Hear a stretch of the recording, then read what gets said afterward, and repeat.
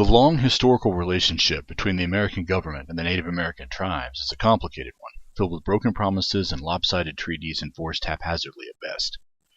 One tribe making the headlines these days over a dispute with the federal government are the Standing Rock Sioux.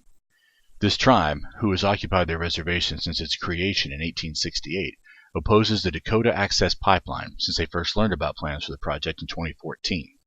But it's only been in recent months that the issue has gained national attention as thousands of protesters, including many Native Americans, have gathered in North Dakota in an attempt to block the 1,200-mile-long project. The $4 billion pipeline is to be built by Texas-based Energy Transfer Partners and is designed to transport 500,000 barrels of crude oil daily from North Dakota to valuable consumer markets such as the Gulf Coast, the Midwest, and the Atlantic Seaboard. The pipeline has united a number of different interest groups with a variety of objections, but Native Americans have been at the center of the opposition. The pipeline would travel underneath the Missouri River, the primary drinking water source for the reservation.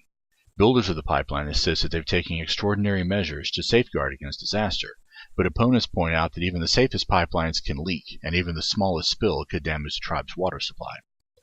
The Standing Rock Sioux also argue that the pipeline traverses a sacred burial ground, and while the land being used for the pipeline is not technically on its reservation, the acreage in question actually belongs to a rancher who legally sold the mineral rights to his land in a sale approved by the federal government.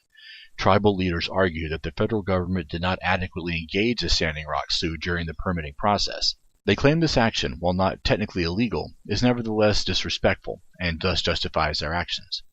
The Morton County Sheriff's Department condemned the month-long protest as a riot, while protesters are careful to call their actions a prayer walk near ancient burial sites.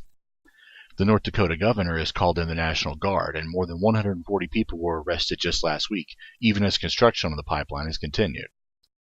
Protesters and tribal leaders have accused officials of unnecessarily rough treatment. Police have used pepper spray, rubber bullets, and other tactics, according to the tribe.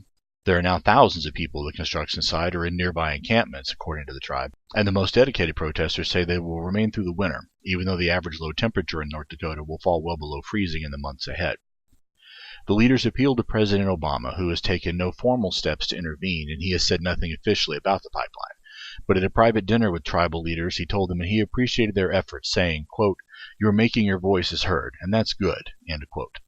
Sioux leaders thanked him for his nice words, but later told CNN reporters that they would prefer more action on his part.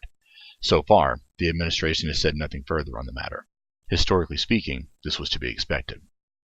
If you want to learn more about this issue, go to earthjustice.org/Dakota Pipeline.